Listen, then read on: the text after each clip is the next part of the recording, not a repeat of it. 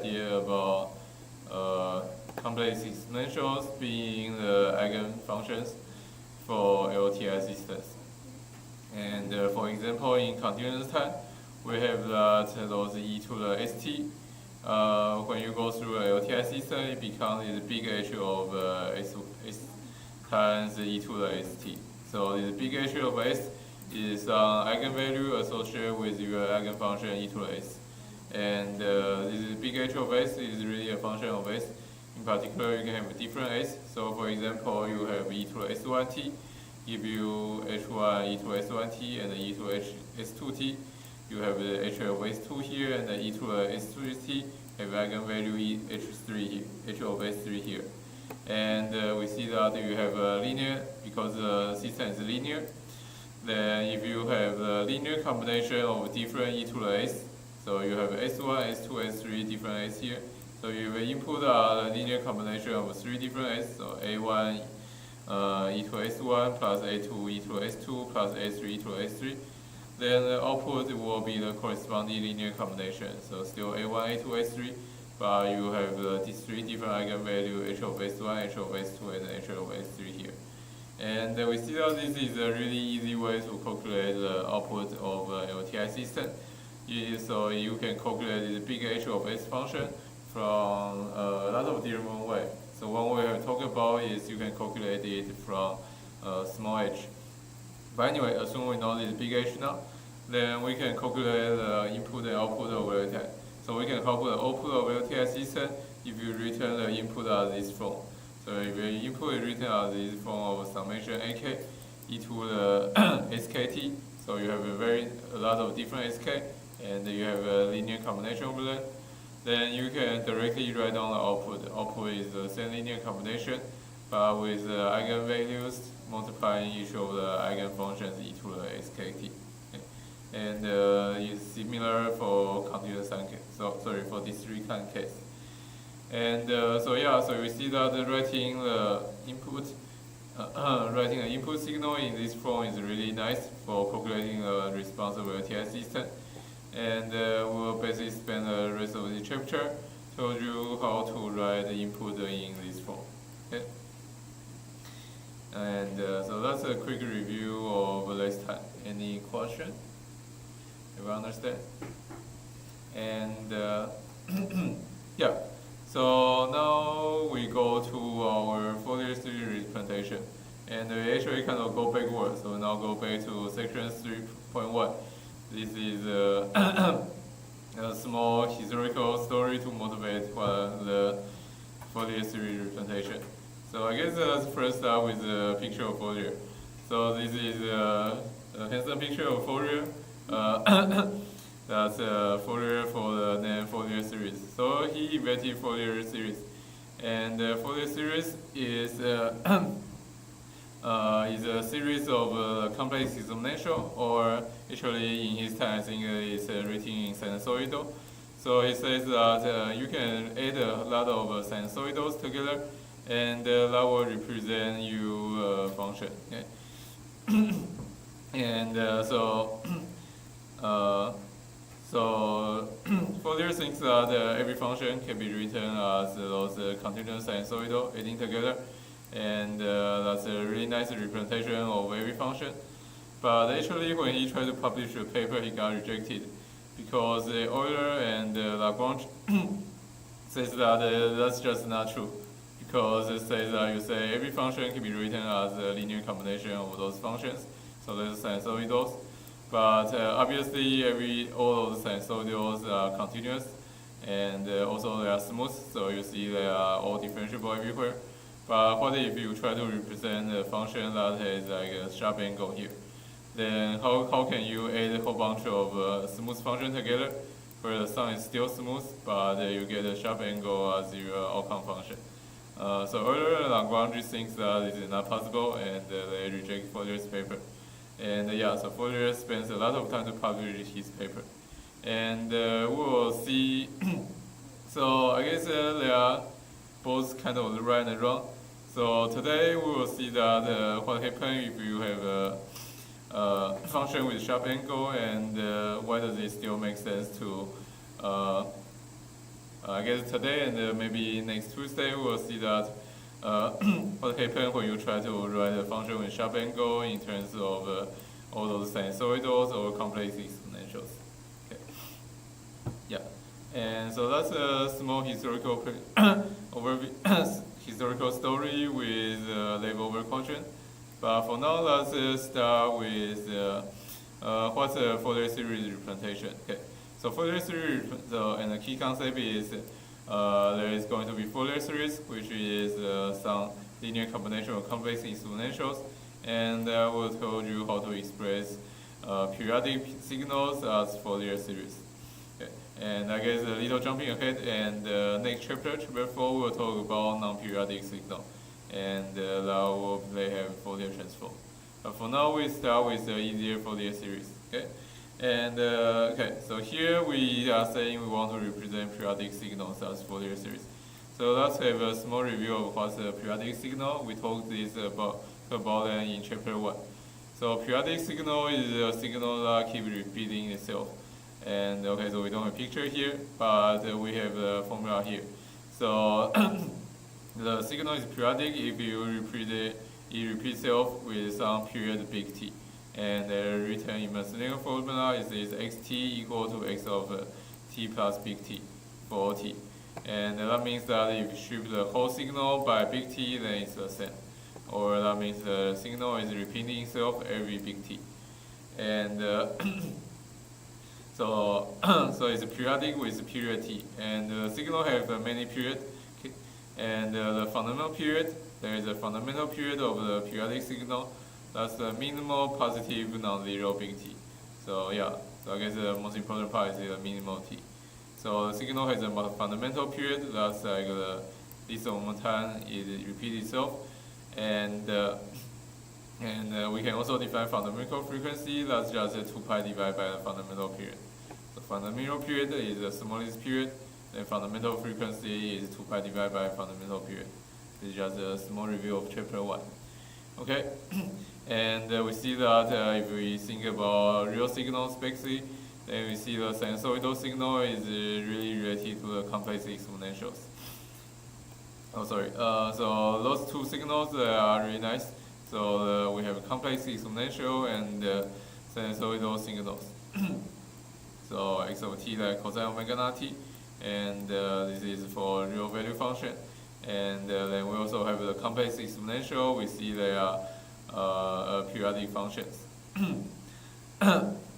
So you now kind of see this is related to what we talk about the complex exponential being the eigenvalue of AOTI system. But so we were talking about e to the st being so we were talking about e to the st being the eigenfunctions of LTI system, and so this periodic complex exponential is just e to the st with s equal to purely imaginary, some j omega naught. And so these functions are nice because as we learned in chapter 1, if you have purely imaginary s here, so you have j omega naught here, then this is they are always a periodic function.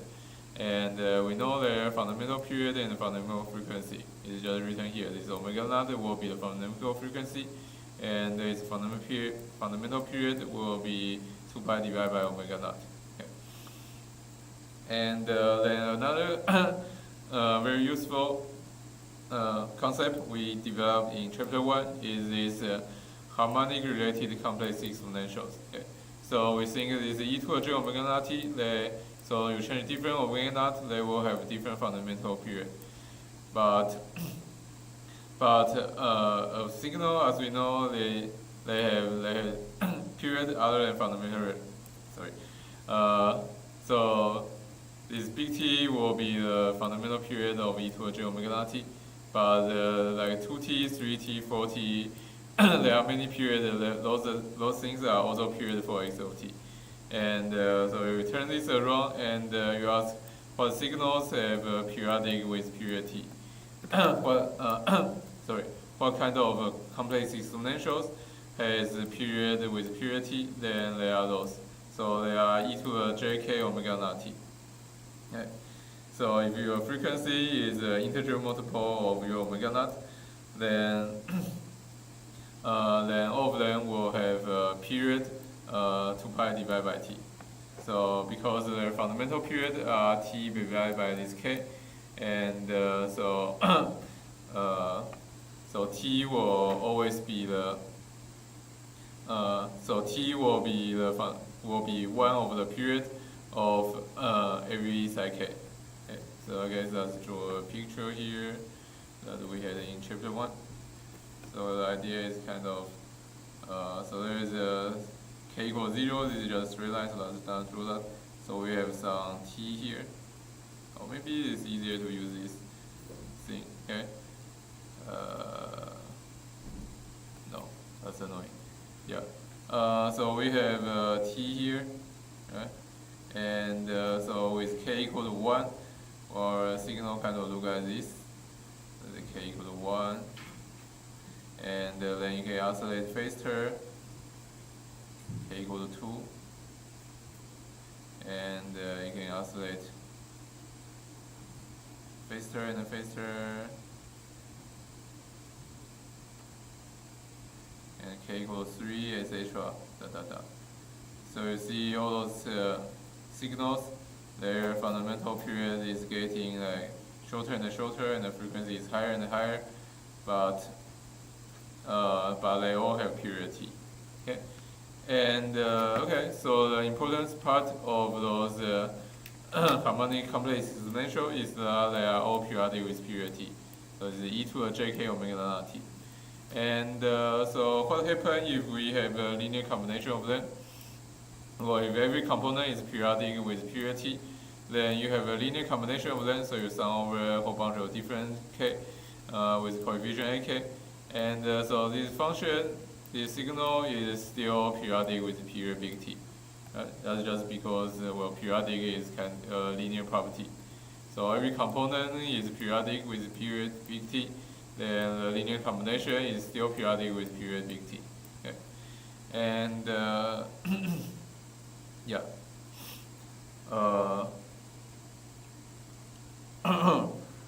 Okay. And so this is the I guess yeah. So we have seen this in chapter 1, and so those components, we will see that this is basically the Fourier series representation. But here we have some names first. So you have a lot of component here, and the k0 component is a constant, and and for different k we have a different name. So k equal to +1 and -1, they have fundamental they have a frequency equal to their fundamental frequency equal to omega naught, and so that they are called fundamental component, or because it's +-1, it's called first harmonic components. And when k equal to some big n or minus big n, then they are called nth harmonic components.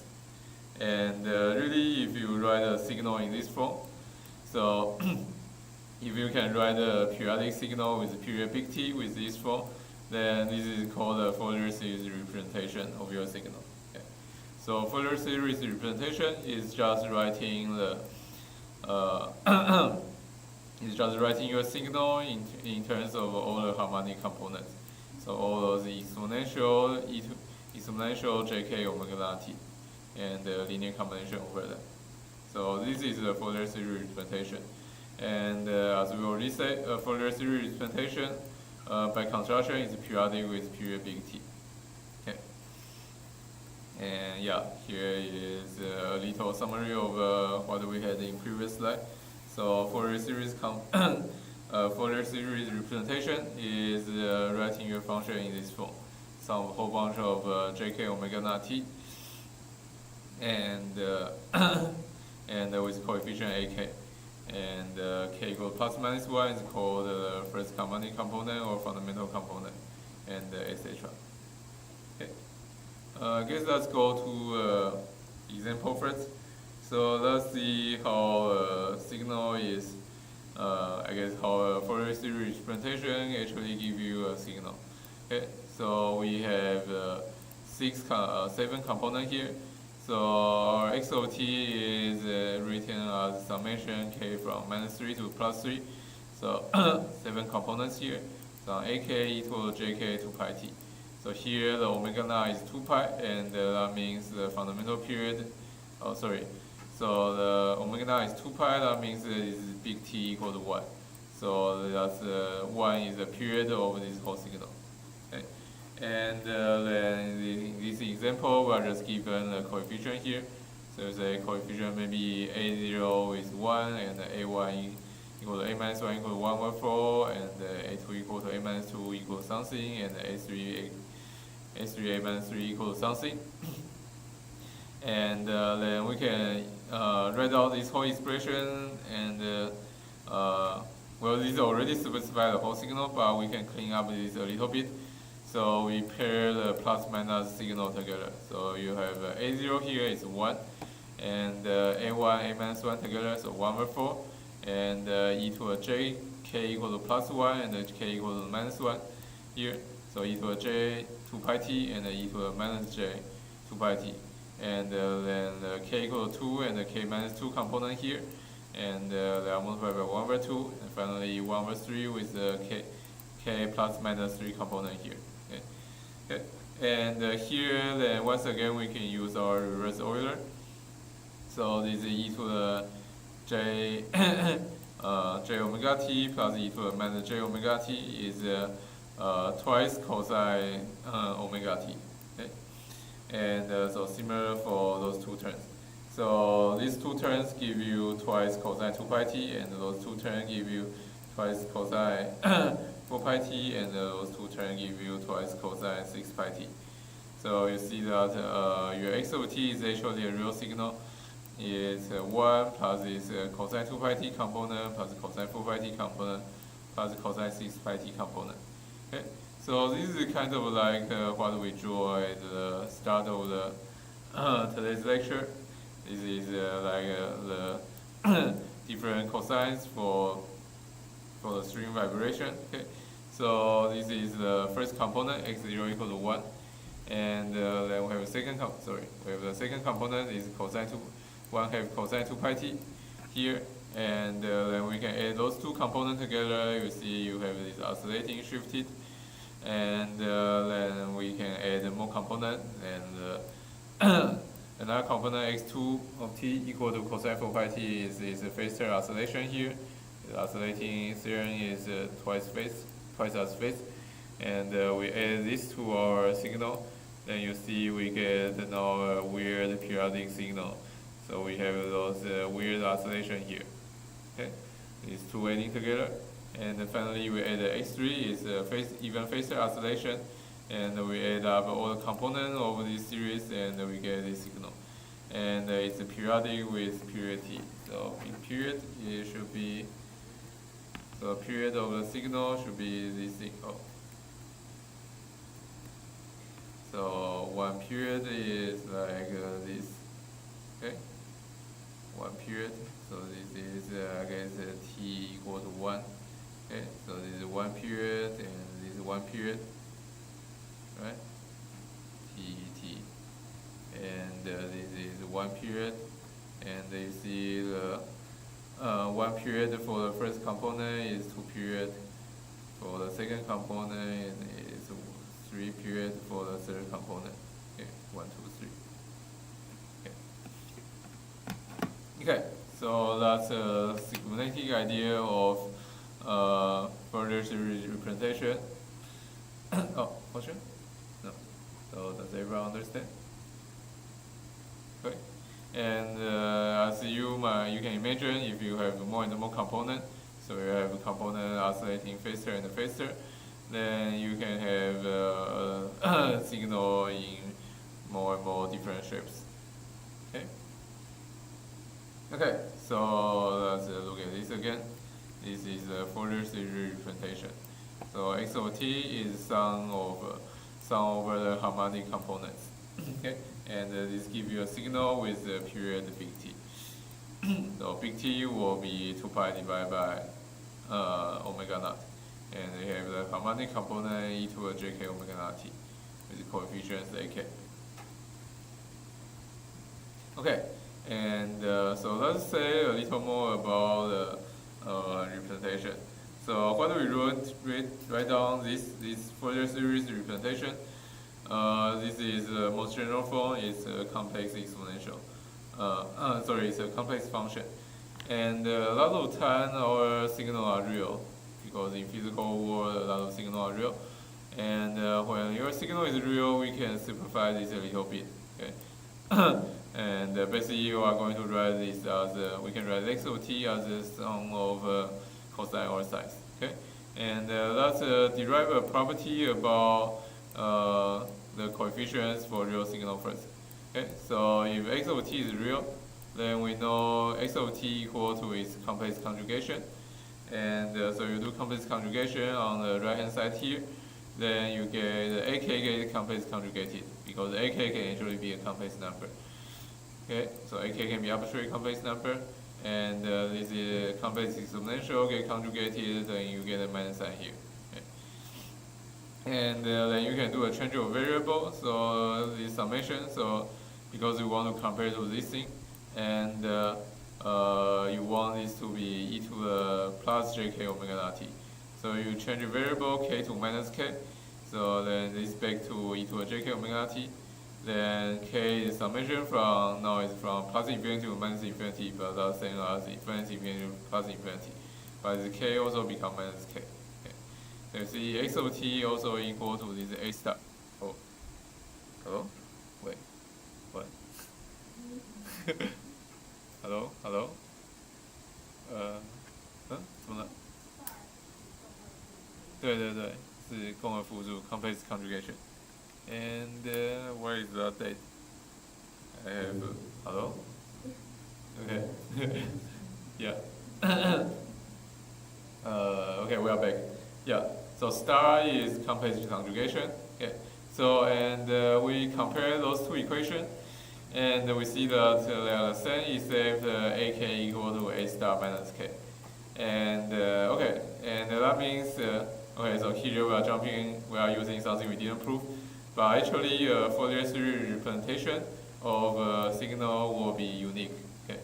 So if x of t equal to this thing, and it also equal to a series representation of another set of coefficients.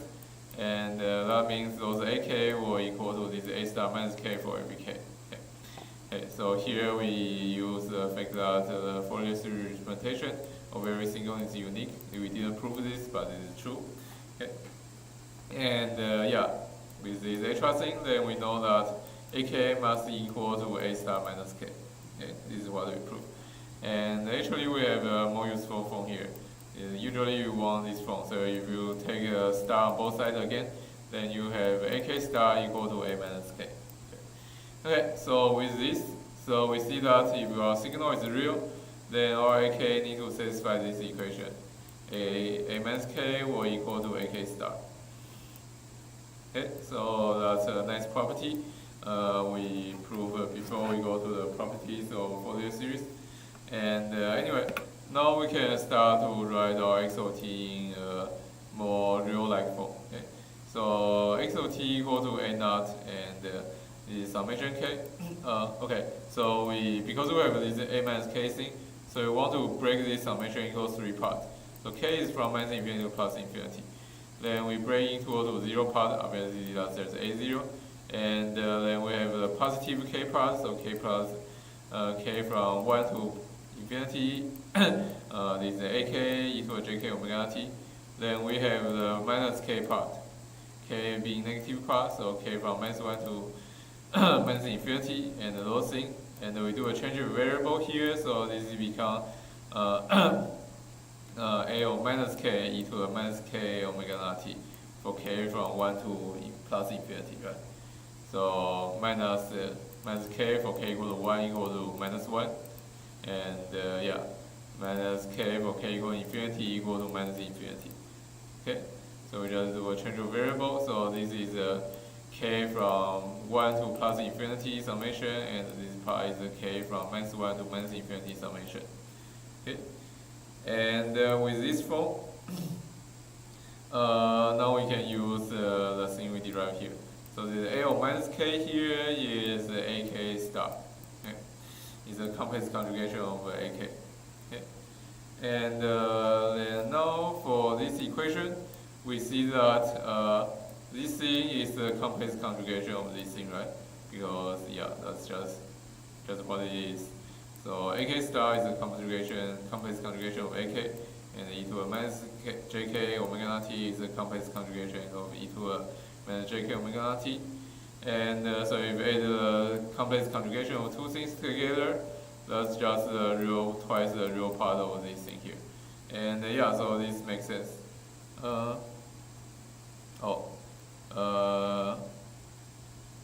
Yeah.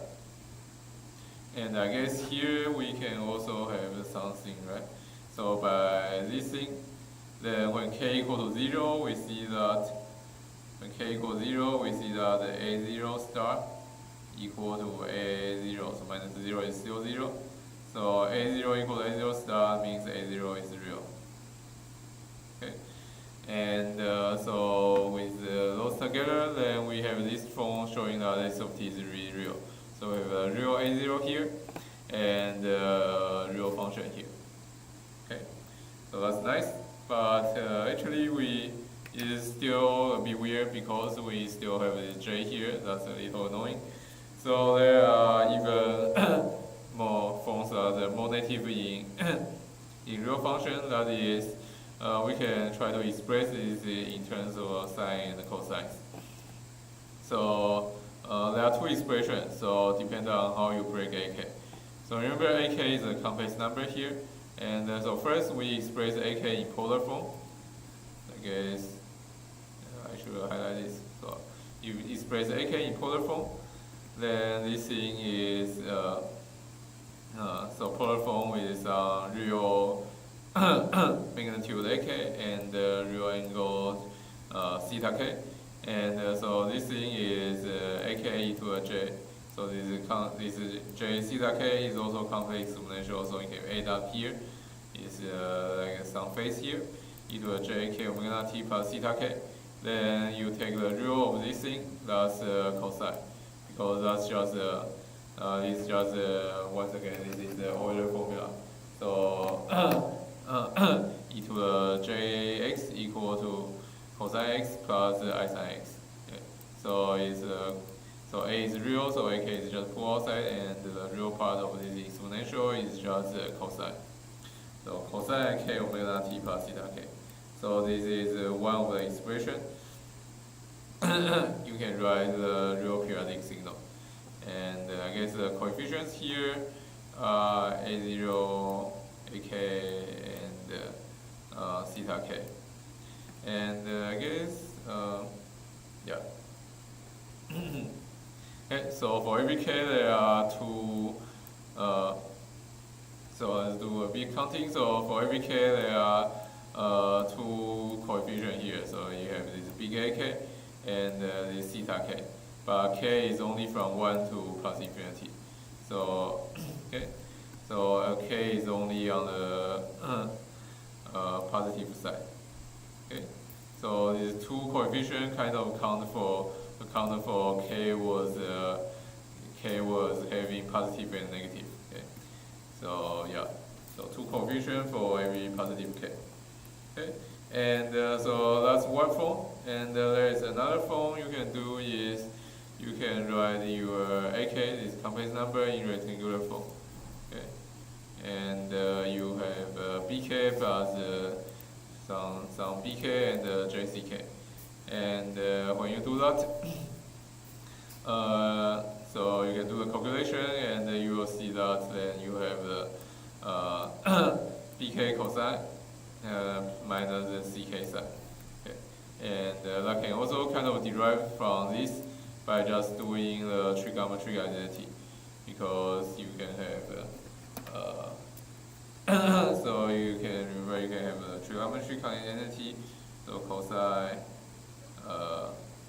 is cosine A plus B equal to cosine B plus I think it's minus. Right. Remember, cosine plus B equal to cosine B minus sine A sine B.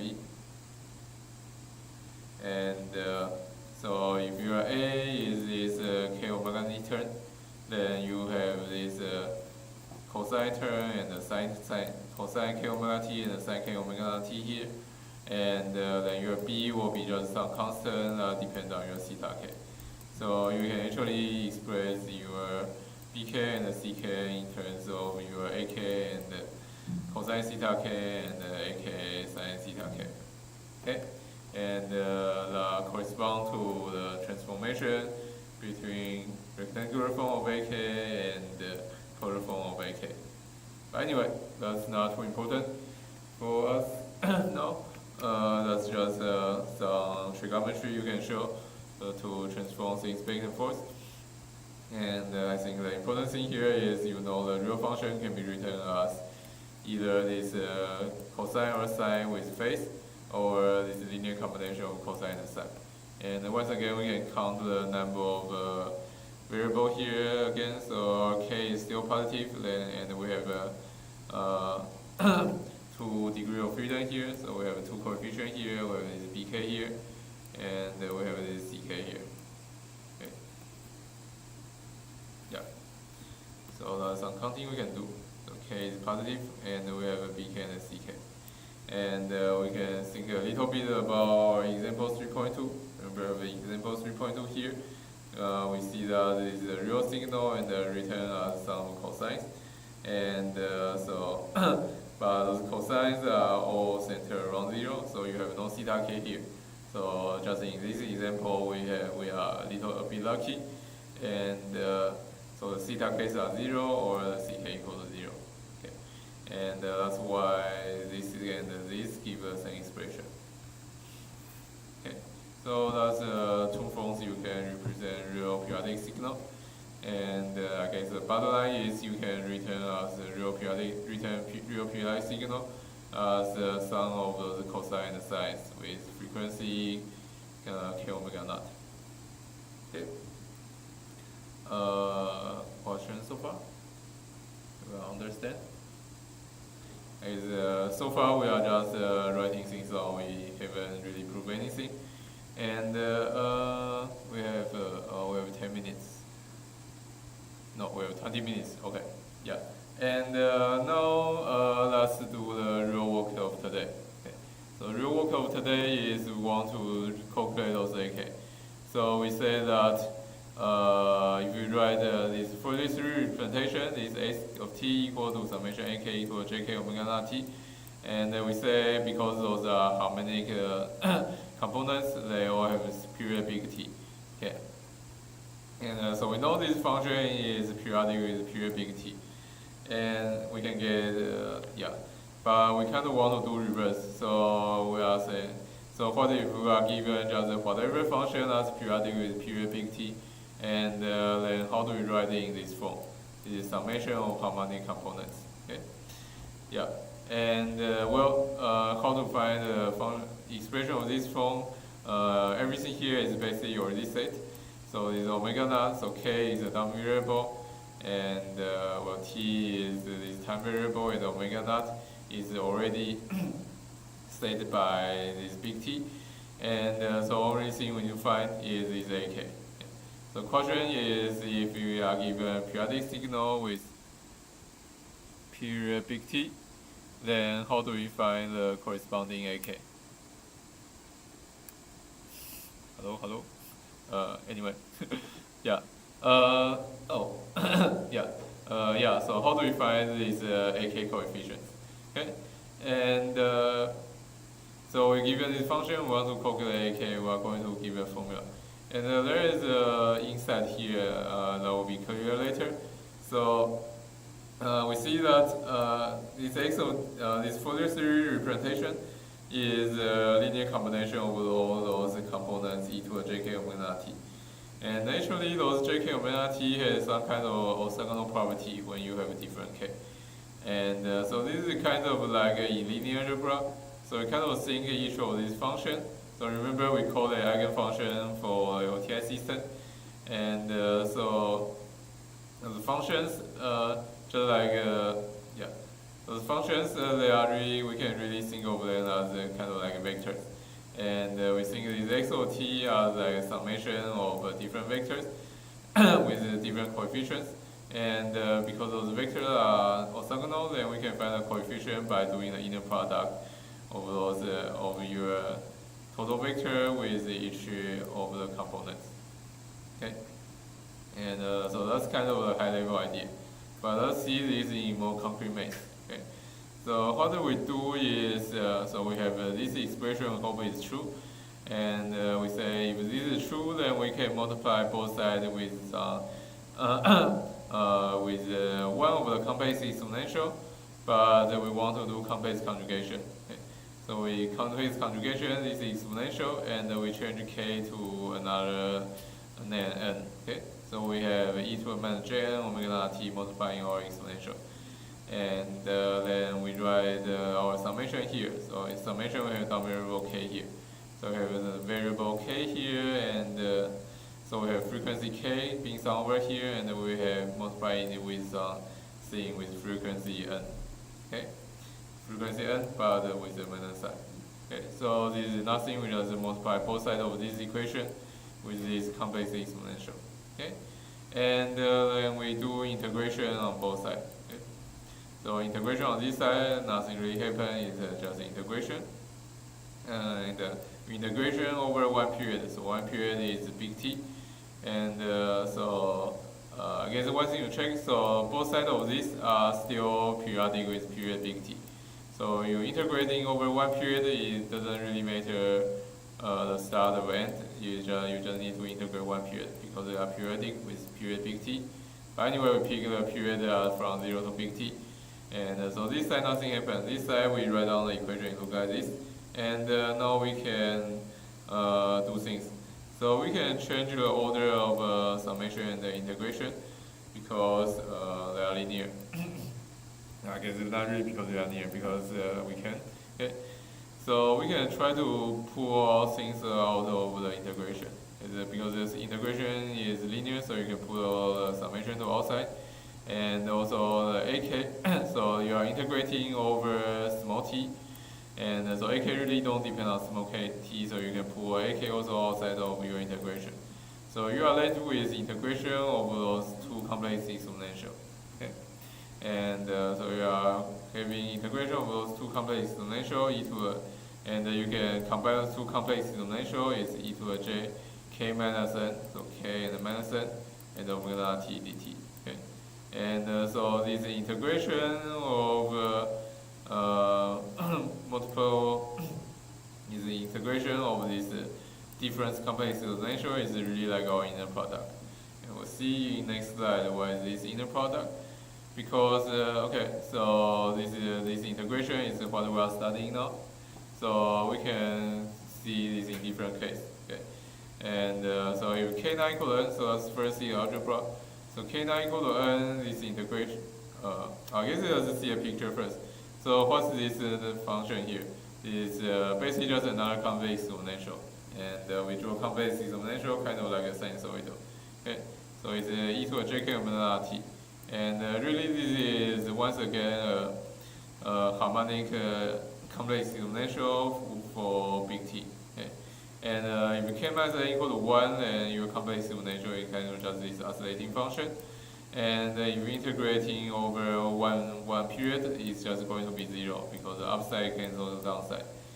And if you have even higher oscillation, so if k minus n equal to something bigger, then you're just oscillating faster, but you integrating over one period, it should also be 0. Okay, and so if k minus n are equal to 0, then you are integrating over oscillating function. And this oscillating complex exponential, and that should just be 0. And you can check by actually doing the integration.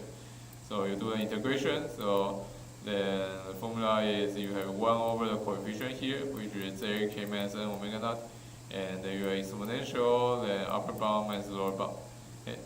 But because it's over one period, so by noting that okay, so when small t equal to big T, you have omega naught t equal to 2 pi, then you have e to the j something times 2 pi, and that should be just 1. And when small t equal to 0, then you have e to the 0, that also equal to 1. So you just have, so this is whatever number, and 1 minus 1, and that's equal to 0. And that confirms our expectation from those drawings. And so that's when k not equal to n. But when k equal to n, then our complex exponential here is just e to the 0. Right?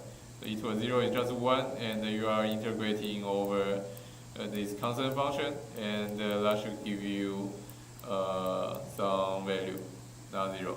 Okay. And indeed, when you write out a formula, you are doing this integration, then it's the integration of 1, then that's just big T. Okay. And I guess synergy check why is that different from this formula, because when you put k equal to n to this formula, then you have this 0 here, and you have 0 here, you have 0 divided by 0, so you need to be a little more careful. Okay. So yeah, so you will be dividing 0 here, so you cannot use this formula where k equal to n. Okay. But anyway, so we have two different cases for this integration of complex exponential. So integration 0 to big T e to the j k minus n omega naught t dt is big T when k equal to n, and it's 0 when k not equal to n. And this is kind of the inner product property we talk about for orthogonal signals, right? So we think this integration is the inner product between e to the jn omega naught t and e to the jk omega naught t. And you see the inner product is 0 when k not equal to n, so that means they are orthogonal. And then when k equal to n is the non-square of the function, and it's t. Okay. Yeah, so it's a bit more tricky because now we see that this complex exponential is not normalized, etc. But anyway, we see that functions, we see that this integration has this interesting kind of delta function property. So when k equal to n is big T, and when k not equal to n equal to 0. Okay. And so finally we can plug this back into our equation here. So then what is this integration? So integration 0 to t x of t to minus j omega naught t dt. So on this side equal to, so this is just writing what we have, equal to this summation ak and this weird function that equal to t when k equal to n, and equal to 0 when k not equal to n. Okay. And okay, so here we are really marking n, right? Okay, so we are seeing how these things depend on n. Okay, I guess here the important thing is how is everything depend on n. Okay, and we see that so k is a dummy variable here, and I guess I should also highlight here. Okay, so k. Okay. And here. Okay. And when we sum over the dummy variable, then we see that when k not equal to n, you just multiplying 0, so all those terms disappear. So this summation really get, so this is like the, I believe the shifting property of a delta function, right? So this really gets shifted by to k equal to n here. Okay. Because yeah, because this summation only have leftover, have a finite have a value when k equal to n. Okay. And yeah, so this summation get picked out to k equal to n by this function. And so this becomes big T from here times an, right? Because k becomes n by this. Okay, so we have the left hand side equal to tan. And yeah, so but we have an here, and the big T is basically just a constant here. Big T we know, and we just divide big T to the other side, and we know an. So an is 1 over t, and this integration 0 to big T x of t equal to minus j omega naught t dt. Okay, so this is how we determine our coefficient.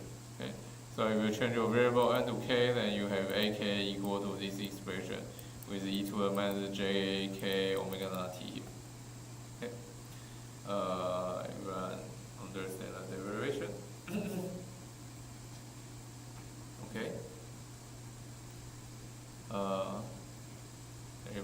understand? Any question? Let's stare of this a little more. The derivation is kind of tricky, but the end result is very nice. So an is 1 over t, integration 0 to big T, x over t e to the minus j n omega t dt. And as we say, we like to write this in K. So this is called the analysis relation, analysis equation for Fourier series. So AK is 1 over big T, integration over 1 period big T, x over t e to the minus jk omega t dt. Or you can write omega naught as 2 pi over t. And we can list them together, so we have 2 equations for Fourier series. This is,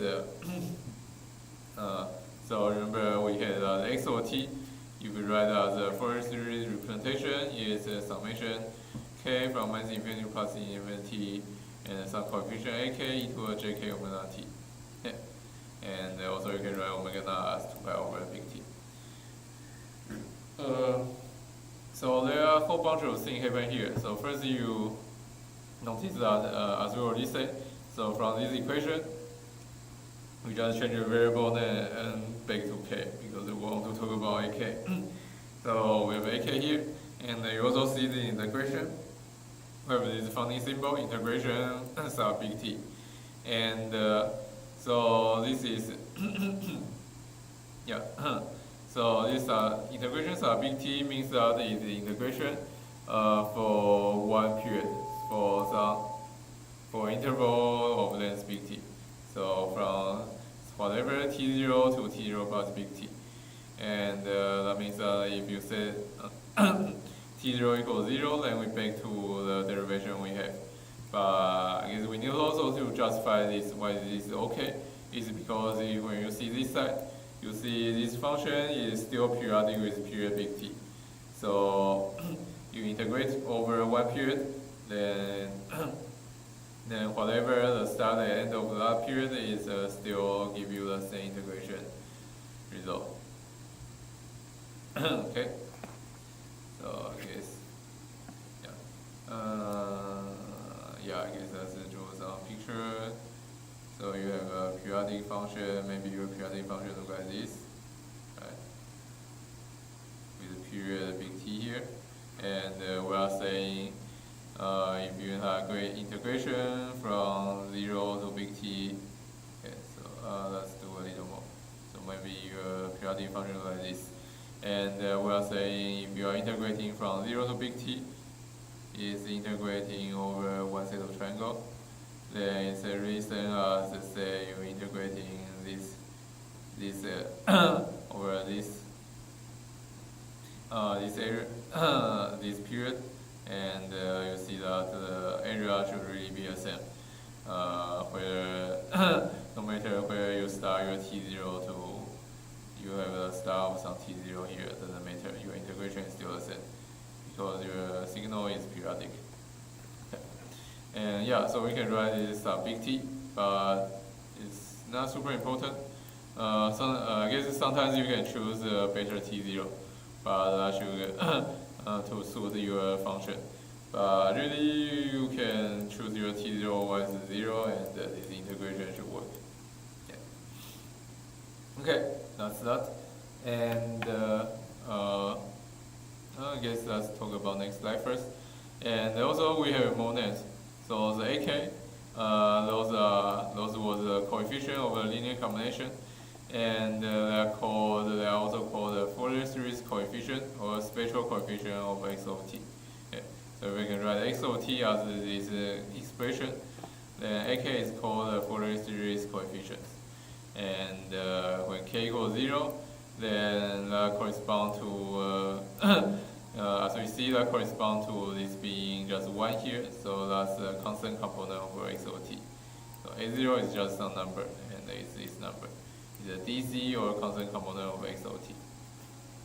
Okay, so we are just having a break right now, and we'll talk more about Fourier series in next class.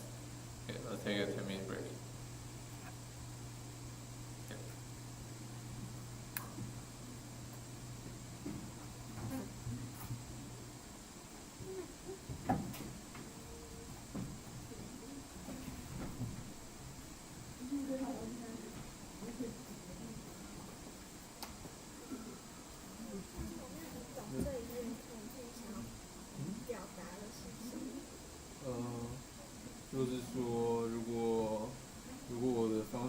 是 real 的话，那我可以推导出这个事情或者这个事情，这两件是一样的事情，但是总之我可以推导出这件事情。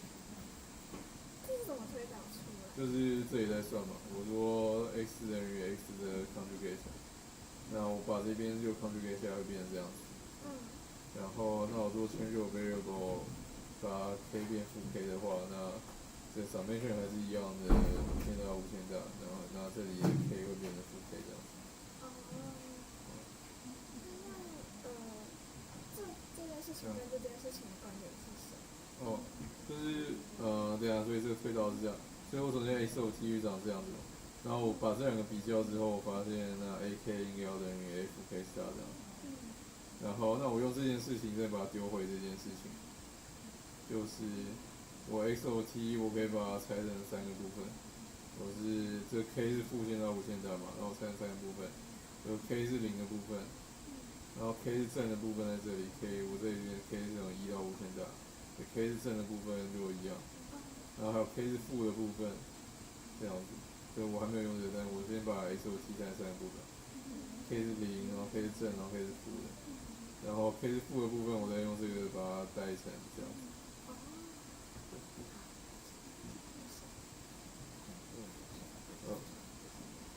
跟你讲一分钟，它这个式子，然后等于这个式子。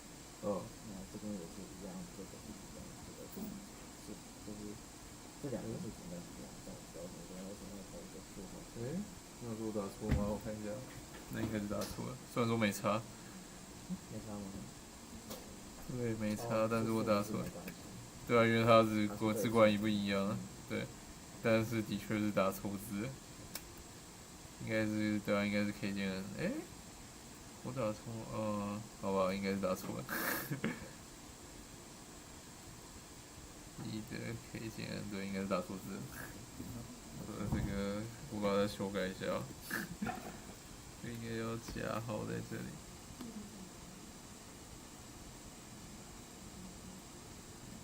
OK。这一类的东西，但是会懂什么叫做 incremental 的内容。反正我第一章有教，但我没有教很认真。就是 incremental linear 的话，第一章教的时候是说，然后看到我把它拉出来。对，第一章的最后面，他是说我的 system 我不是完全 linear， 但是我可以写成 zero response 加一个 linear 的部分。或是说两个的 difference 就是 output difference 会是 linear input difference， 有这两种说法。就是 y 如果说是 y 等于 s 的话，就是 y 的差跟除以 s 的差是一定。然后网上看到是说，就是它会算作一个 offset。对啊，有这种感觉。会定时吗？我想想看。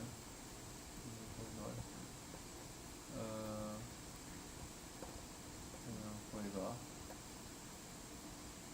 linear system。它是 linear 应该是要个定时。是吗？我有点混乱。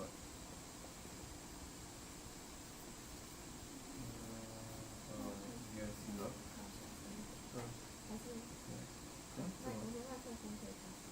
推到什么？好，那我可以调小声一点。可以。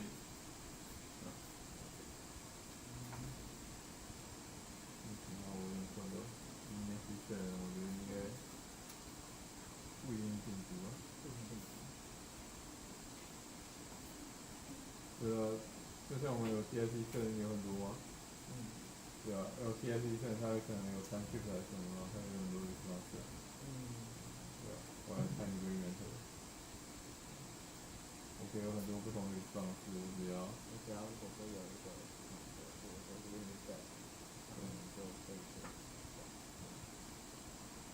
然后这个我理解的我很不懂他在讲。如果我刚看左边的话，可以看的是它的比如说是最大这样如果跟要求最大的它不是这个 FT 规律导数啊，对啊，它是这个 T 规律导数。左边它是乘起来跟 convolution 是不一样的，它不是 convolution，所以它不是这个 FT 规律导数，它是。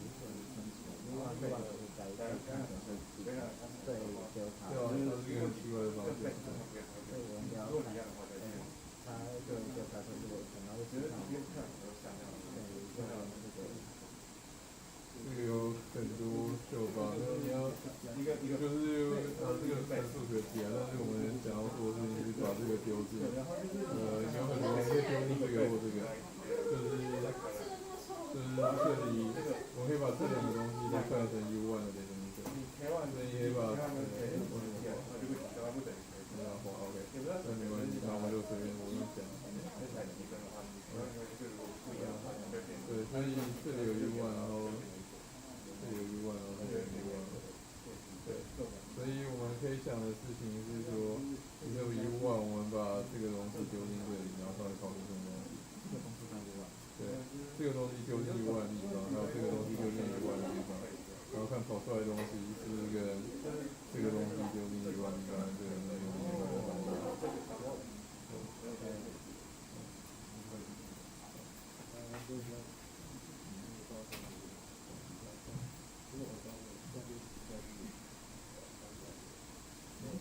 我如果 N 跟 K 的这种那个嘛，好，就可能就是我参考的是这里嘛，就是说 N 不等于 K 的时候，我这个向里面放大的东西就是，我是把这个想成是1除了 JK， 是一个1除了 JK。这个是比较对子，后面这个对子比较应该然后有符号这边都是双倍值的，这个有点复杂，但是你在这双倍值里面放大，然后其中有双倍multiplication，但是，好，这个是对啊，但是这个是比较多加的观念。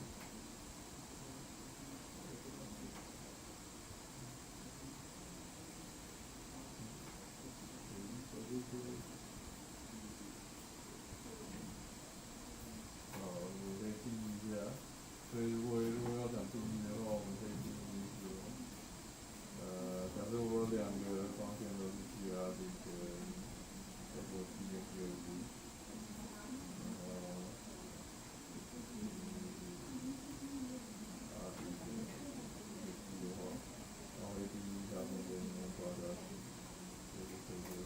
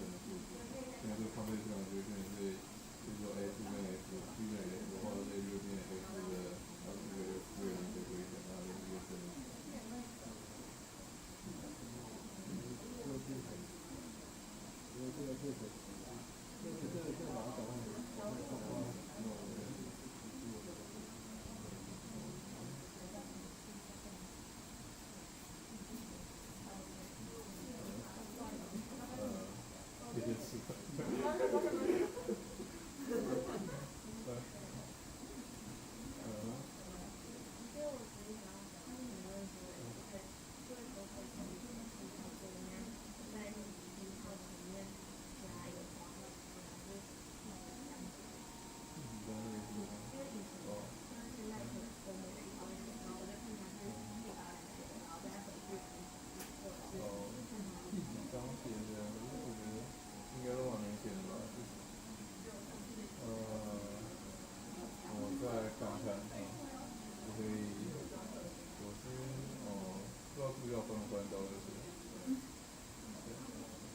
如果题号也有的话，可能有点讨厌东西。这样子，好吧，我再看看。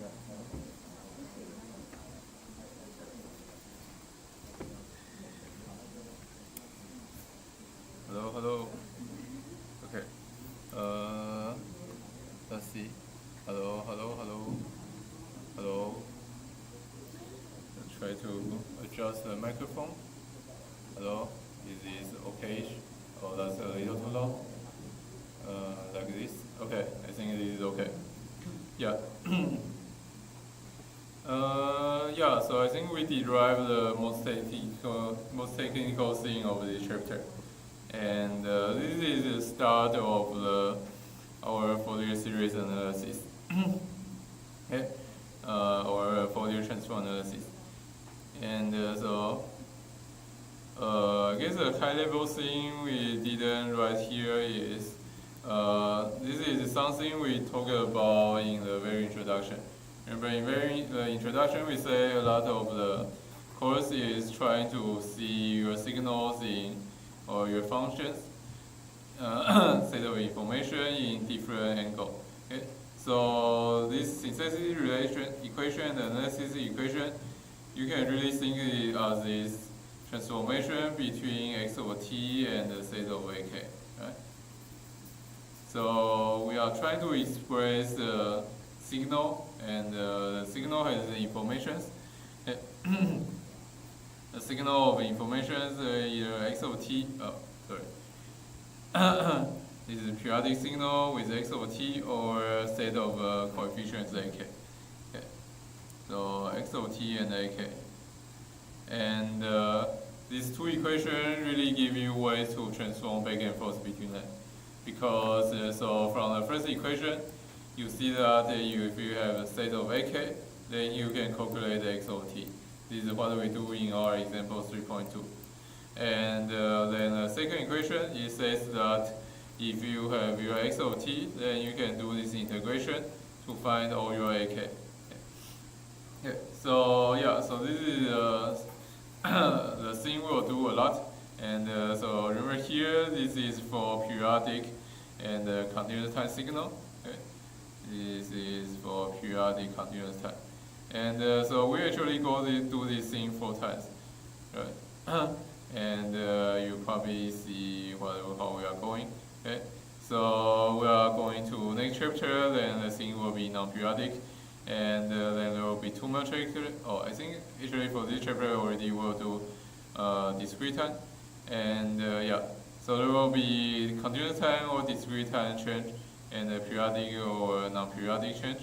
And there will be 4 of those state of equation, and there will be changing between the signal and the Fourier coefficient or the Fourier transform, Fourier spectrum. Okay. Okay. And yeah, so really I think the idea here is that we are thinking this x over t and the set of ak has the same amount of information. They both describe this function totally.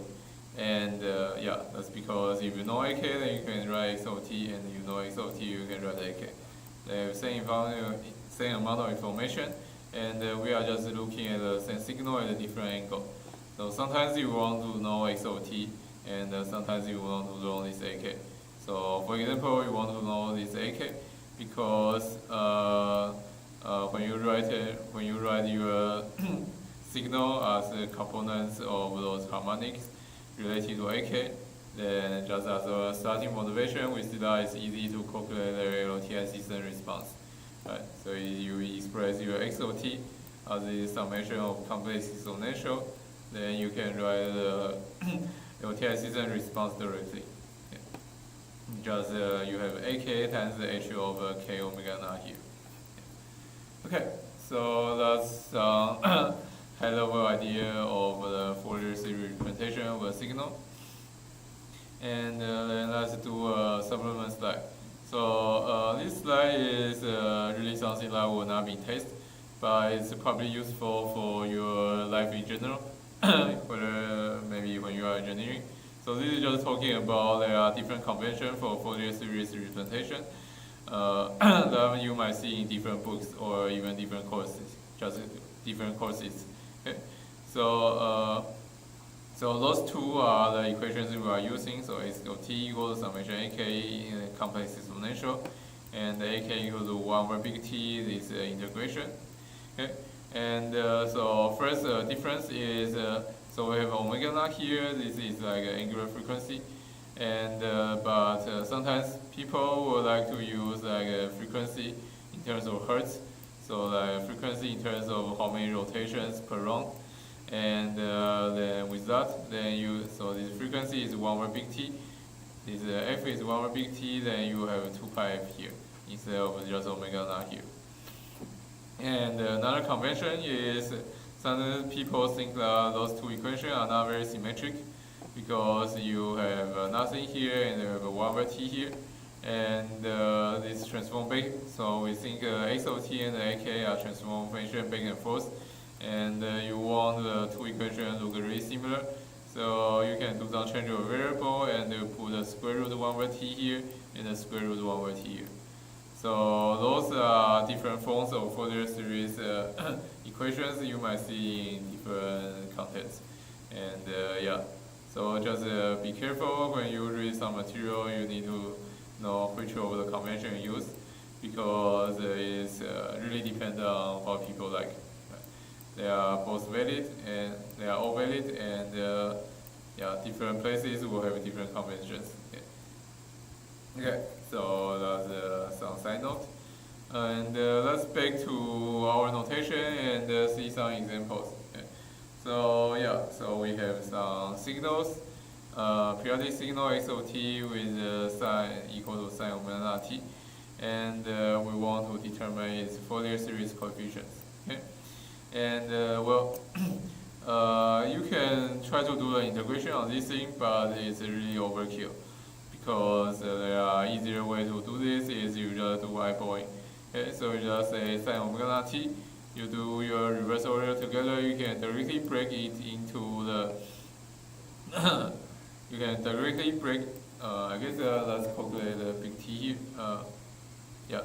I guess here let's just write, so this thing we already see the fundamental frequency with omega naught, and with big T equal to 2 pi divided by omega naught. Okay.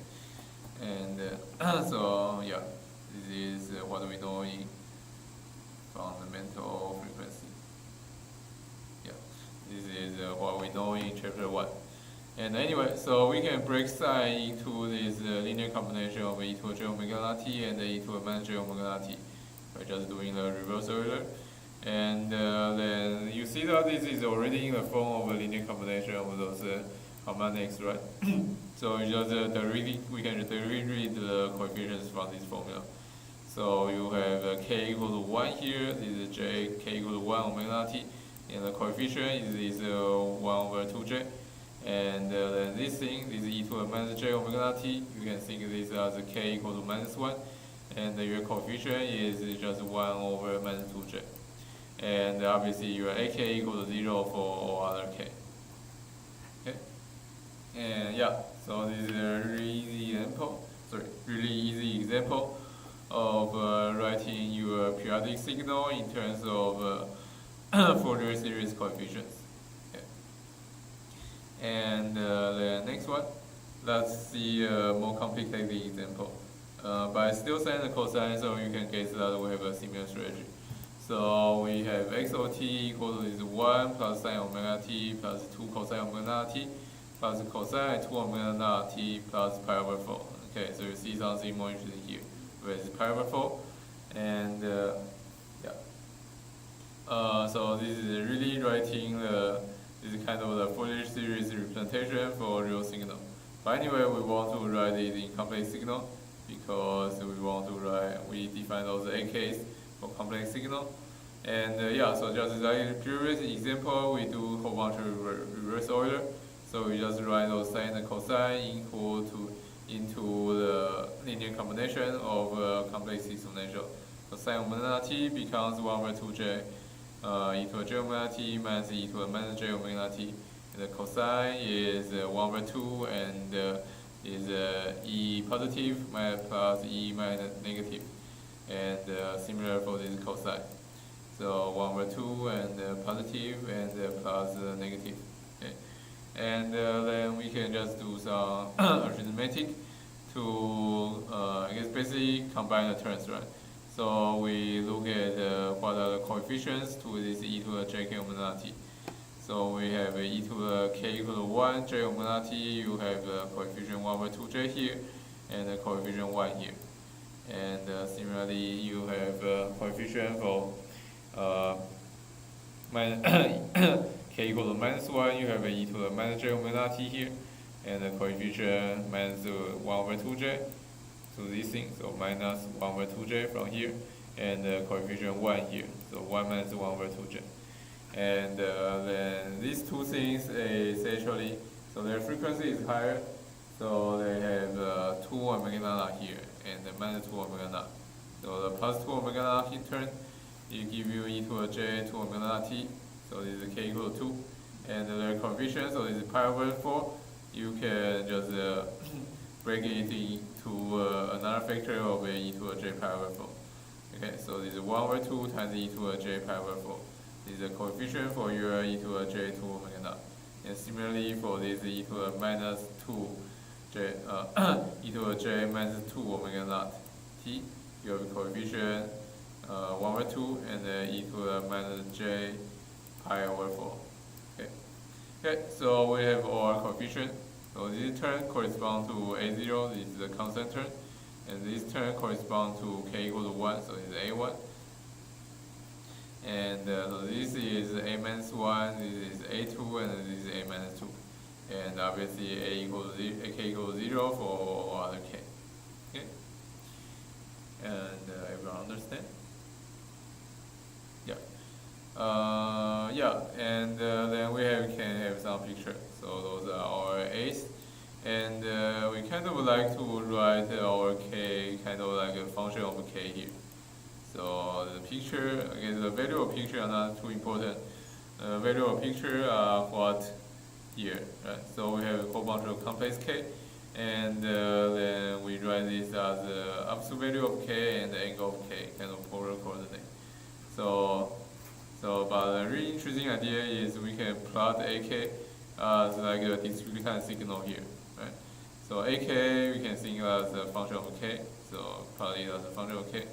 And we have the absolute value here, then you see A0 is 1 here, and you have those 5 values for your AK, and the angle, you also have those 5 values here. And but AK is a function of k. Okay.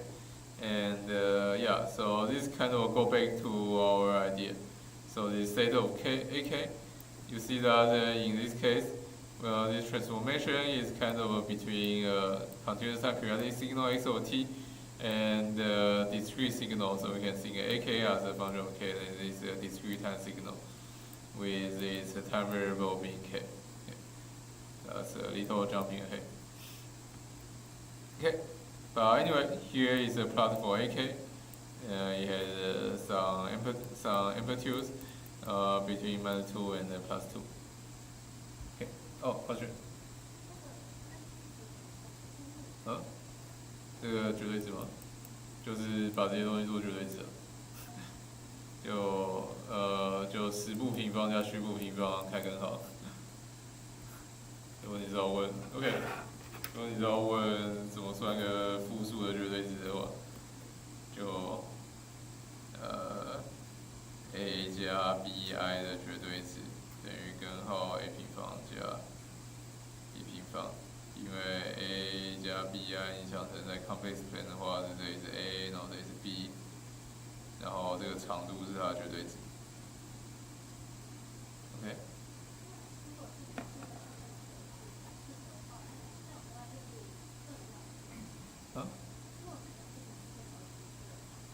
表示成 signal 形式是什么意思？你说 x of t 吗 ？x of t 是这个东西啊。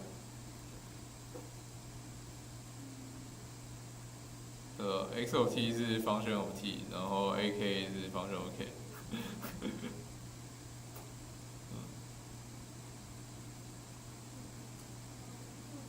那你是问OK， 那可能下课我们来讨论。还有其他问题吗？可以吗 ？OK， 好 ，OK， so these are two easy examples of how you get Fourier series coefficient. So you basically just eyeball them because they are already in very easy form. You just break sine and cosine into some complex exponentials, and you kind of just eyeball the coefficients here. Okay, then now let's go to an interesting example. This is an example that Fourier will say is a Fourier series, but the earlier one Lagrange will reject. Okay. So we have our this is called square wave function here. So it's a whole bunch of squares and being periodic. So it has a period big T here. And we'll actually see this function a lot of time. Okay. But anyway, this is a square wave signal, and you see you have sharp angle here. Actually, it's discontinuous. Okay. This is a discontinuous signal, so between minus T1 and T1 is value 1, and then the other value is 0, and it's repeating itself with some big T bigger than this T1. Okay. Okay. So we see that at this T1 and minus T1 point, it has jumps. Okay. So it's like a whole bunch of unit cell functions taken together. Okay. So, but anyway, you have those sharp jumps, and then now you're back to thinking about Fourier argument. So you try to approximate this thing with a whole bunch of sinusoidals. Then you think it's really not so possible because the sinusoidals don't have those angles. But anyway, we are still trying to do this, and let's try to do this with our analysis equation. And in just next session, we will see that why this makes sense, and but with some caveat. Okay, but for now, let's do the brainless calculation and see where we can calculate AK here. So we have our analysis relation, and says we have our periodic signal here. Then you can just do your AK by calculating this integral. Okay, and this integration, it turns out you need to break into two cases. So when k equals 0, then it's pretty easy. You can calculate this AK. Okay, so A0 is just 1 over t, and integration, your x of t is equal to 1 between, so x of t is this weird function that only has a value between minus t1 and t1. So x of t is 1 between minus t1 and t1, so okay, so I guess this is just so for k equals 0, this exponential is just 1, so integrating over 1, and you're also multiplying x of t, but x of t is 0 on those areas. And yeah, so I guess we let's write a little more. So what we are thinking is we integrating over one period. So this is equal to minus t to t x of t dt. Okay, this is what we are thinking. Oh, sorry, minus t over 2 to t over 2. And here you see that while picking the start point of your integration is nice. Because you start from 0 to t, then it's annoying. You have a 2 section here. So you want to pick like minus t over 2 to t over 2. So your expression is a little nicer. But anyway, so we are thinking your integration from minus t over 2 to plus t over 2.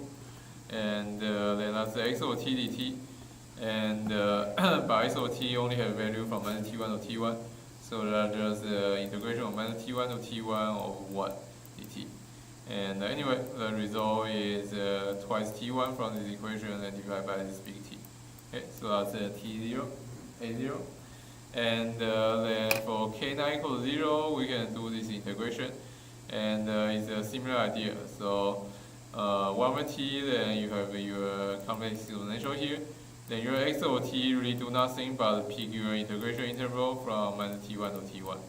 Because so the phenomena, as later we'll call is called filtering. So they will basically filter all the integration to only between minus t1 and t1. Okay, it's just because it's of this form. And anyway, so we can do this integration. It's the integration of complex exponential. Then then it's 1 over the coefficient here, so 1 over minus jk omega naught. And the big T is just from here, and you have your e to the minus jk omega t, and picking upper lower bound and the t1 and minus t1. Okay. And here we kind of see why we don't want k equal to 0. So k equals 0, once again we will divide by 0. So we do a0 here first. And anyway, so we can do calculation. You just plug in t1 and minus t1 here. and you have okay, and so is minus sign change swap the T1 and minus T1, so you have minus T1 inside, and this is e to the jk omega T1, then minus e to the minus jk omega T1. And then here we do something more, so we want this to be divided by 2j, so we multiply this side by 2j.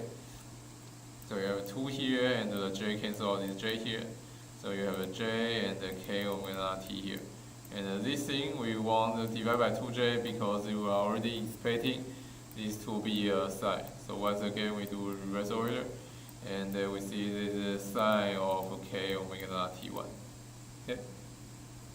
And the other side, we have we also do some simplification, and we see that omega t equal to 2 pi. So this is 2 divided by 2 pi is just pi, and the k is still here, k. Okay. So this thing I guess is a little important to highlight k, right? So this is a function of k. So it's a sine of k omega t 1 divided by k pi. This is a funny function. So yeah, yeah. And this thing depends on how big your T1 is. It depends on your relationship between omega and T1. Okay. And it's, well, so it's kind of like a sine k divided by k. Okay. And anyway, so once again we can plot those ak as a function of k, and so you see they depend on how omega, how T1 omega naught T1 is, how big is omega naught T1. Okay. And I guess so omega naught T1 equal to, and omega naught is 2 pi divided by t and times T1. So this omega naught T1 is 2 pi t divided by T1. Sorry, T1 divided by t. Okay. So really you want to see how big is T1 divided by t, and then we have 4 different values here, and so it's 4, 8, 16, and we see that so here I think we, oh, I didn't say. Okay, so yeah, here we see fix T1, and we make T larger and larger, and we see the Civitron kind of getting spread out. And this is an interesting thing. So this is AK, so it has sine k here, so it kind of a sinusoidal oscillation. And so yeah, it's a discrete time signal, but you can kind of think what if k is continuous. Then you have a sine as a sinusoidal oscillation, and you are divided by k, then it's exponential decay. Then so it's like a polynomial decay. Okay. And yeah, so it's an interesting function that has this peak up and down, and slowly smooth out. But anyway. Anyway, so we see that we can calculate those AK here, even though this is a weird discontinuous function. Then we can calculate AK, and we didn't prove, but we can write X of t as a summation of Fourier series. Okay. And yeah, so here is some distribution. Our AK is actually a real value, so we can just plot it here as a real value. And as we say, X of t is discontinuous, but all the harmonic components are continuous. So all those e to the jk omega naught t are continuous, and somehow we are thinking those continuous. We are thinking when we take a limit, those continuous signals, continuous functions, their summation will become a discontinuous function. Okay. And that gets already not really angry, but this is what we'll take for this course. And we'll have some justification of just next section. Okay. So I think we have time. I guess first, any question about the calculation? The integration here is pretty straightforward, although the interpretation is weird. I think you should be able to do this kind of integration to calculate the coefficient here. So any question about the calculation here? No? Okay. So this is just plugging the formula, and obviously this is integration. So a lot of your homework will be calculating Fourier series coefficients, and well, you need to remember your calculus to do some integration trick when you have more complicated function here. But anyway, I think we have time, so let's go a little faster, and let's go to the next section. Okay. Then the next section is really related to this question of how does your series add back to your signal here? Do they actually always add back to your signal? And that's called convergence of Fourier series. And yeah, so actually the convergence of Fourier series is a weird concept. And we basically have two different convergence idea here. So first we have said there's no energy in the difference kind of convergence, and then we will have something we call terrestrial conditions. It will give us pointwise convergence, and then we'll see there are Gibbs phenomena even when you have terrestrial conditions. And yeah, this is something happen when your signal is discontinuous and you try to write in Fourier series. Okay. So what do we mean by Fourier series? So we are thinking we write our x of t as some summation k from minus infinity to plus infinity, ak e to the jk omega t. Okay. And yeah, so we really think about, and so we can maybe have some ak signal here, and we think about this series, and we want to see whether this infinite series summation actually equal to our x of t. So what we do is we do a finite truncation to our series. Okay. So remember our x of t was a summation from minus infinity to plus infinity. So now we do some finite truncation to our series. So we truncated the minus n to plus n. And now we think about what is the error between our truncated series and our actual function x of t. Okay. So it's just this thing, nothing really happened. And we define this as the error term. This is the approximation error. This is a function of big N, depending on where you truncate your big N. So En of t. Okay. So we have some x of t, and we have some coefficient. So we can run down this xn of t, and we want to see the difference and how this difference goes as n goes to infinity. Okay. And yeah. So ideally, we want this En of t to go to 0 when n go to infinity. Let's write this. So this is we want the En of t go to 0, 0 function as n go to infinity. And this is a question mark. And this is a question mark because this is not what we get. Okay. And there's not what we get for a lot of time. Okay? And that means that we cannot use the Fourier series representation for our function, and that's annoying. Okay, so we will actually take a more relaxed view of of our series in conversion. So one of the metric we calculate is this energy of our error. Okay, so from this small En of t, so this is a function of t, and a function of a big N. We can calculate some value as a big En, such as the energy of this error term over one period.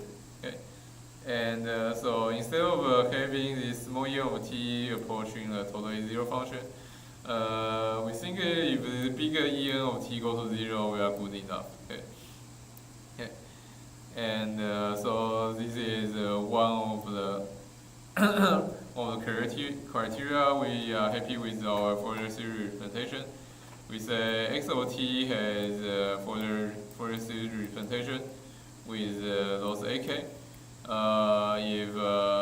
If you take this n as go to infinity, if you take n go to infinity, our En goes to 0.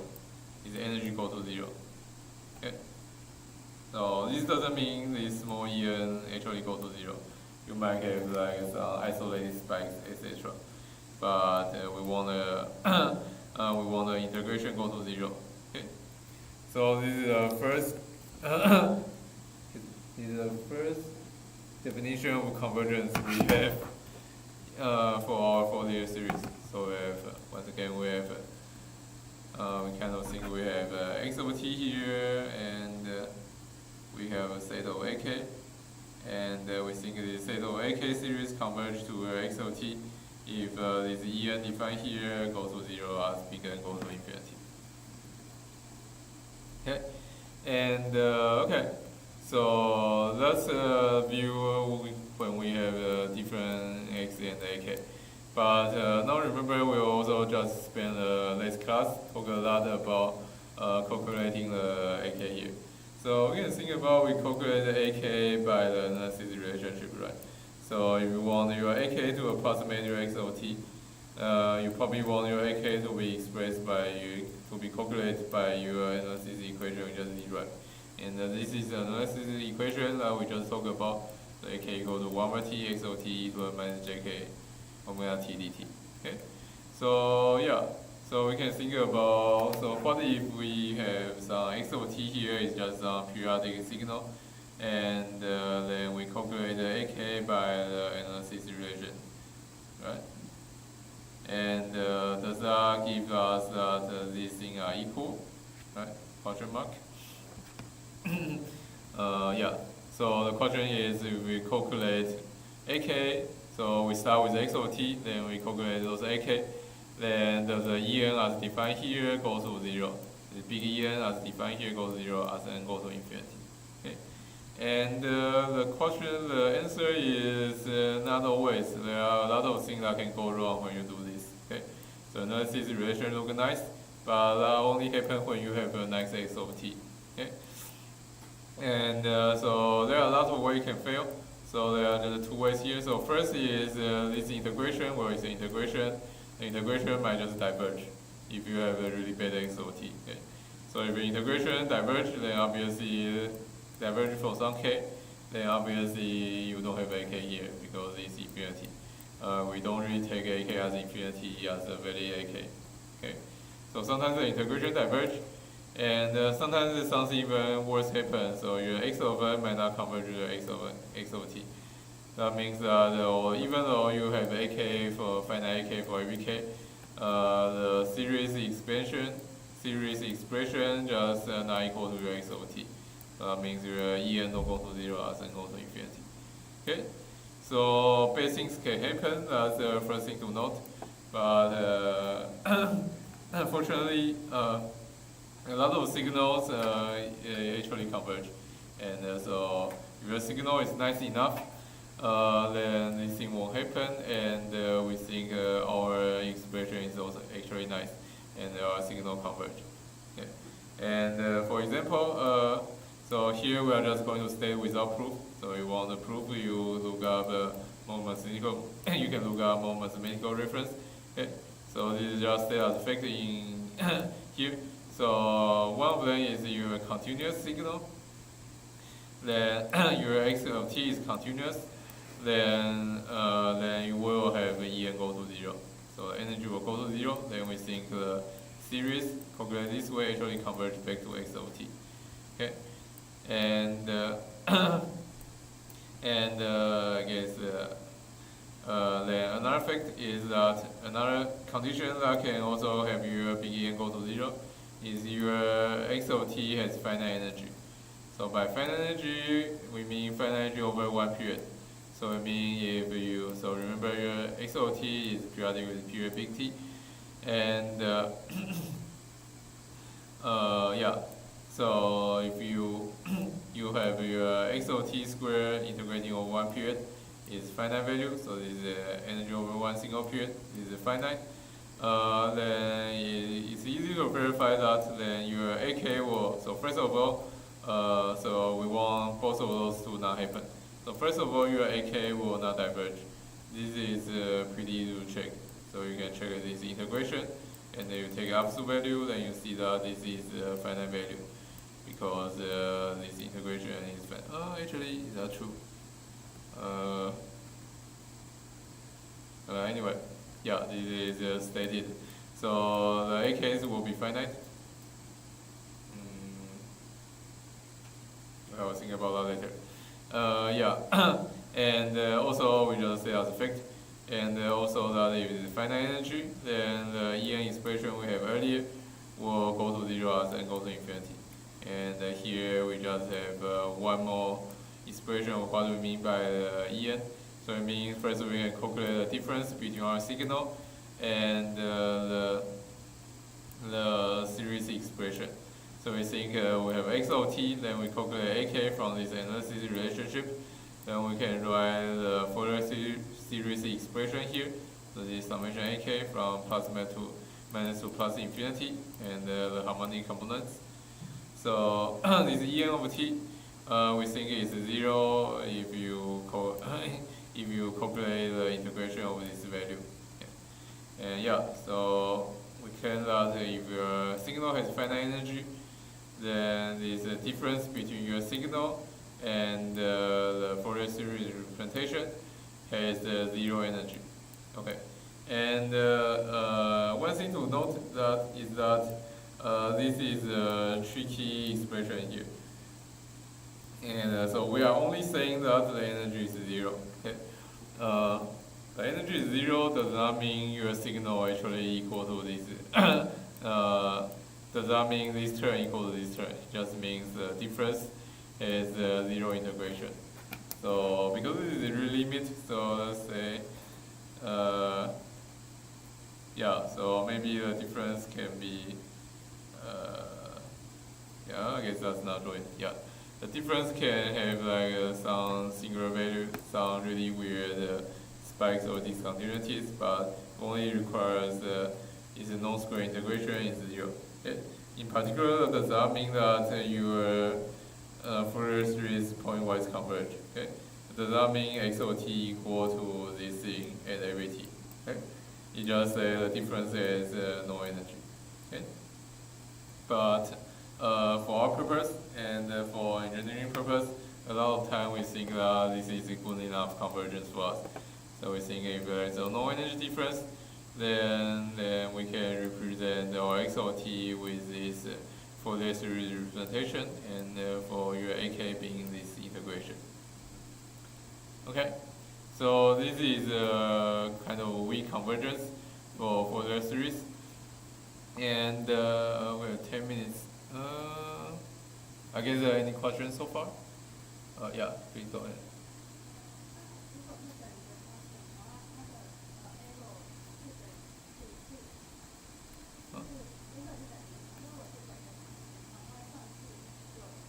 这样你说是哪一个equation？这第35是3.5是怎样？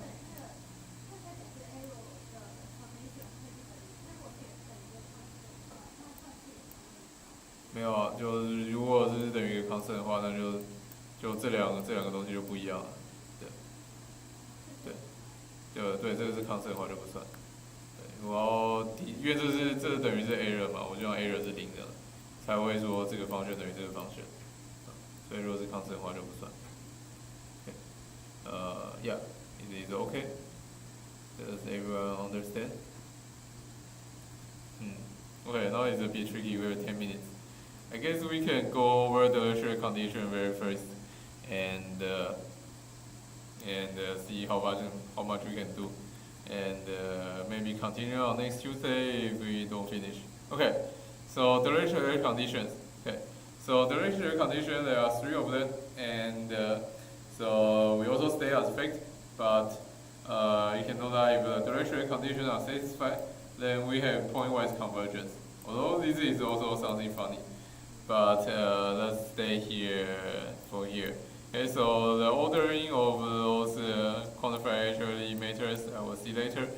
But what do we say? Point-wise convergence is this. So for every t, so you fix t first, and you take a big N to infinity, then your xn of t go to x of t.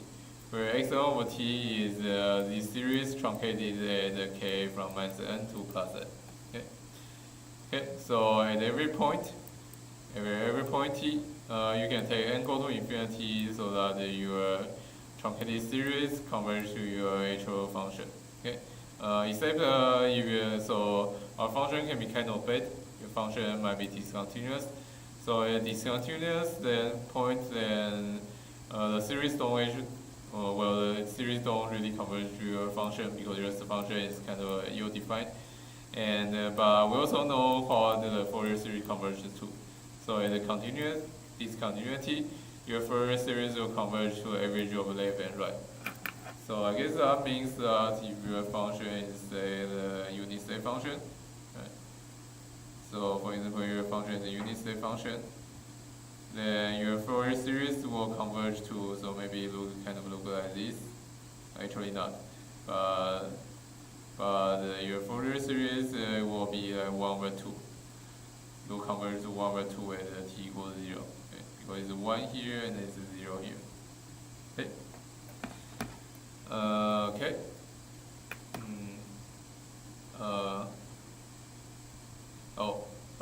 This is okay. This is annoying. I guess I shouldn't write this here, right? Because this is not a periodic function.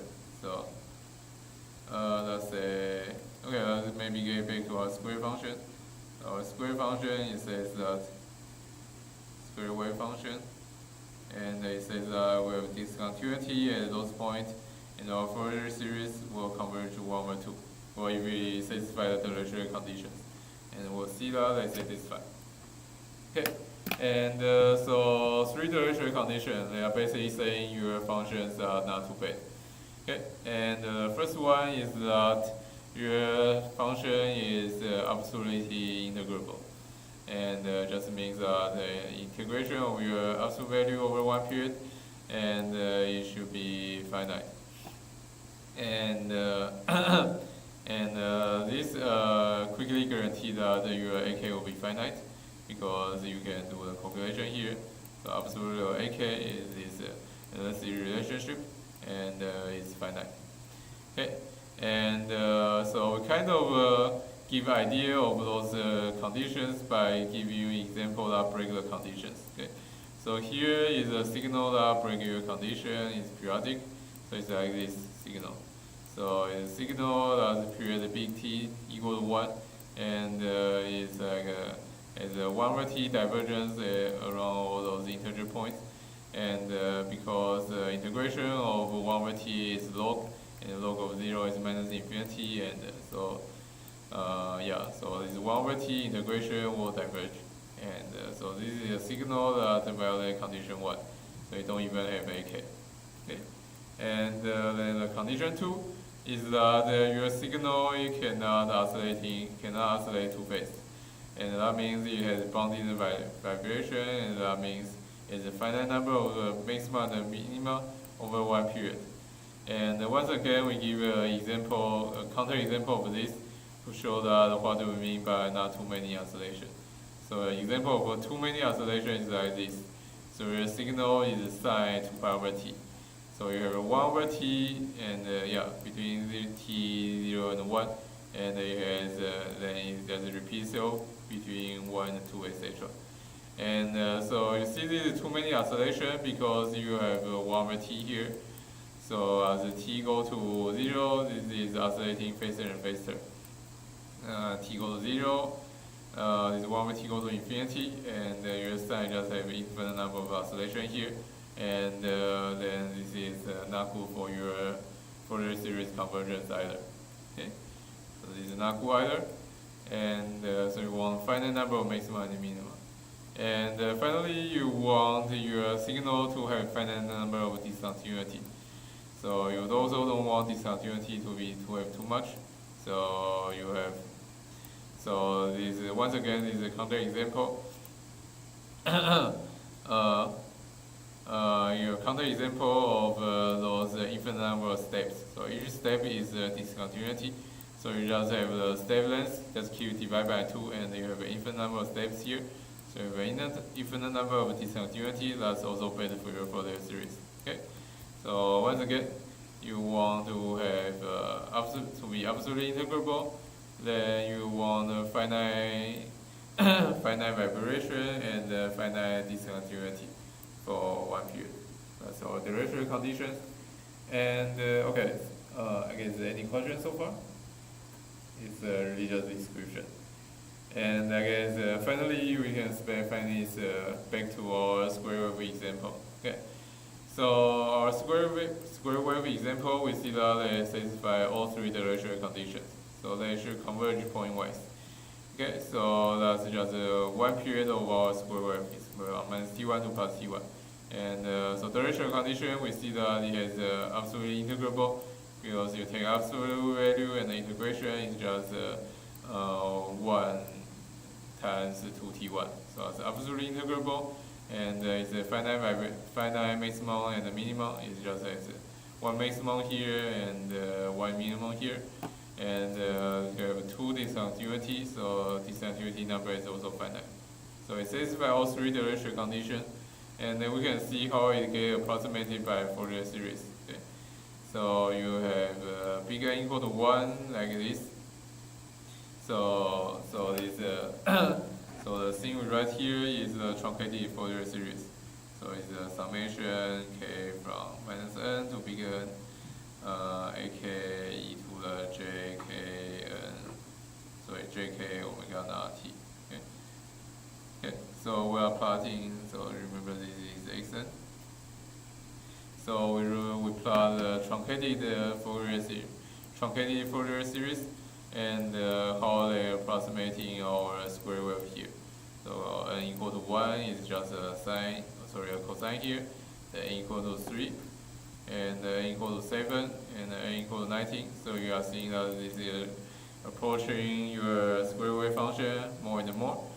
And you see this is 1 over 2 here, 1 over 2 here. Okay. And the n really large, n equal to 79, then it look like this. Okay. And now you see that it really look like square wave, but now we have some trouble. We see that we have this weird spiking here. Okay. So we are having weird spikes around the discontinuity. And actually, as n goes to infinity, those spikes don't go away. Okay. And this is called the Gibbs phenomena for the discoverer of this phenomena. Okay. And so this size, the size of this spike actually stays finite even as your big N goes to infinity. Okay. This is a Gibbs phenomena, and this is really weird. Okay. Because we say that x of this x sub n of t should converge to. So we say x sub n of t should converge to x of t. Right? So we say x sub n of t should converge to x of t at every point. And okay, so this is really funny. So having this finite spike here actually doesn't violate what do we say? Okay, yeah, it doesn't violate what we say because this is about the ordering of our quantifier. So for every t, so the spikes is at finite height, but you will get thinner and thinner as your big N goes to infinity. So if you just figure t here, then you can find n as very large, such that the spike will go past your t, and your xn of t will go to x of t. But if you fix your big N here first, then you can always find small t such that it has a finite difference. Okay. And yeah, so that's a Gibbs phenomena. So you have your truncated series converge to your original series, original function pointwise, but you can still have this spike with its width go to 0 as your big N go to infinity. Okay. So yeah, so at some fixed t point, you can have your spike get pushed to this side, so your signal converge to each other, but you always have this finite spike here.